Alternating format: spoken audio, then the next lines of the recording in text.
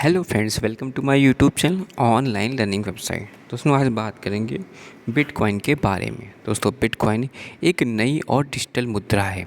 Computer networking पर आधारित भुगतान हेतु इसे निर्मित किया गया है। इसका विकास सतोशी नाकामोटो नामक एक अभियंता ने किया है। सतोशी एक छठा नाम है। मानव सभ्यता के इतिहास में किसी भी वस्तु के लेन देन के लिए मुद्रा का चलन बहुत बाद में शुरू हुआ।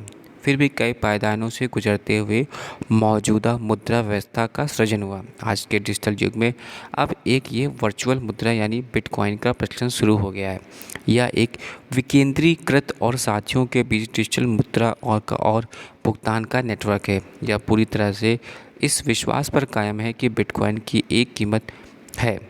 पारंपरिक मुद्राओं के उलट यह किसी देश या बैंक से नहीं जुड़ा होता, ना ही किसी भंडार या रिजर्व का होता है। अगर हमें आगे बात करते हैं बिटकॉइन की शुरुआत के बारे में, तो इसकी शुरुआत वर्ष 2008 में हुई थी। उस वक्त दुनिया में आर्थिक संकट अपने चरम पर था। माना जाता है कि बिटकॉइन की शुरुआत सतोशी नाकामोटो नामक एक छठा उल्लेख के शोध पत्र से हुई थी। इसमें जो तकनीकी ज्ञान दिया गया था उसे अगले वर्ष कार्यान्वित किया गया। अचानक ही 2012 में ये काफ़ी चर्चा में आ गया और तब से अब तक ये सुर्खियों में है। मज़े की बात यह है कि किसी साफ सुथरे उत्पाद की श्रेणी में नहीं आता। इसे आभासी मुद्रा भी कहा जाता है। दुनिया में यह कहीं भी कानूनी रूप में यह मान्य नहीं है। यह अधिकतर निवेशकों के लिए आय पैदा करने वाला कोई काम नहीं है। डॉलर में इसका मूल्य प्रत्येक मिनट बदलता रहता है। हालांकि यह मुद्रा के लेन देन का एक आसान तरीका हो सकता है, लेकिन पूरी तरह विश्वसनीय बनने में इसकी राह में अभी कई सारी दिक्कतें हैं। यहाँ तक कि इसके पैरोकार भी इसी तरह से सुरक्षित नहीं बताते हैं। इसके समर्थकों का मानना है कि यह बहुत हद तक प्रयोग के चरण में ही है और इसे फ़िलहाल जो उत्पादकों और उपभोक्ताओं के लिए बेहद खतरे का वायरस ही मानना चाहिए।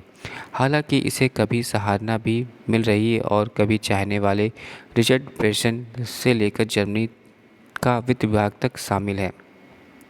अगर हम भारत में बात करें बिटकॉइन की, तो भारत में बिटकॉइन को बढ़ावा देने और इसके प्रचार प्रसार के मकसद से बेंगलुरु में 14 से 15 दिसंबर को सम्मेलन आयोजित किया जाएगा। देश में पहली बार इस तरह के सम्मेलन आयोजित किए जा रहे हैं। आगे बात करते हैं तो दोस्तों, इसके अलावा बिटकॉइन जो है काफ़ी ज़्यादा प्रचलित में है। बिटकॉइन पूरी तरह से आपसी प्रतिष्ठा पर आधारित है और इसका व्यापार वेबसाइट पर ही होता है। यह मुद्रास्फीति के ऊपर और नीचे होने से भी मुक्त है। ब्याज दर और बाजार के उतार चढ़ाव पर का भी इस पर कोई असर नहीं होता, बल्कि इसकी कीमत वितरण में आई बिटकॉइन की संख्या से ही और होती है। बिटकॉइन के वितरण की उच्चतम संख्या 210 लाख तक रखी गई है और सभी मुद्राओं का आधार एक तरह का सहमति जन्य मति भ्रम होता है। बिटकॉइन के इस्तेमाल के लिए तो इससे सबसे अधिक ज़रूरत होती है। यह डिजिटल टोकन पर चलने वाली मुद्रा है जिसका वास्तव में कोई अंतर्निहित मूल्य नहीं होता। किसी केंद्रीय व्यवस्थापक पर विश्वास करने के बजाय यह सबसे अधिक भरोसे पर आधारित होता है। यह एक ऐसे ट्रांजैक्शन लेजर पर काम करता है जिसको मुद्रा के इस्तेमाल करने वाले संयुक्त तौर पर इसका नियंत्रण करते हैं। इसे लेज़र बही का क्रिप्टोग्राफिक तरीके से जांचा जाता है। आगे बात करें तो बिटकॉइन की वेबसाइट के मुताबिक बिटकॉइन किसी मोबाइल ऐप या कंप्यूटर प्रोग्राम से अधिक कुछ भी नहीं है जो एक व्यक्तिगत बिटकॉइन वॉलेट मुहैया कराता है। यह इस्तेमाल करने वाले को इसके तहत बिटकॉइन भेजने और लेने में सक्षम बनाता है। बिटकॉइन भी लेन देन के जरिए खरीदे जाते हैं। इस प्रक्रिया में पहले तो अकाउंट बनाया जाता है और फिर इस अकाउंट में फ़ंड का ट्रांसफ़र किया जाता है ताकि बिटकॉइन खरीदे जा सके। इसका लेन देन व्यवस्था के प्रतिभागियों द्वारा लगभग शून्य भुगतान पर किया जाता है। इसमें किसी दूसरे मध्यस्थ या तीसरे भरोसेमंद पार्टी की ज़रूरत नहीं होती। भुगतान एक बार करने के बाद वापस नहीं लिया जा सकता। यह सार्वजनिक और स्थायी भुगतान होता है। बिटकॉइन की गणितीय सिद्धांत परिष्कृत और श्रेष्ठ है। यह सुनिश्चित करता है कि मुद्रा का वितरण एक निश्चित दर पर ही बढ़े।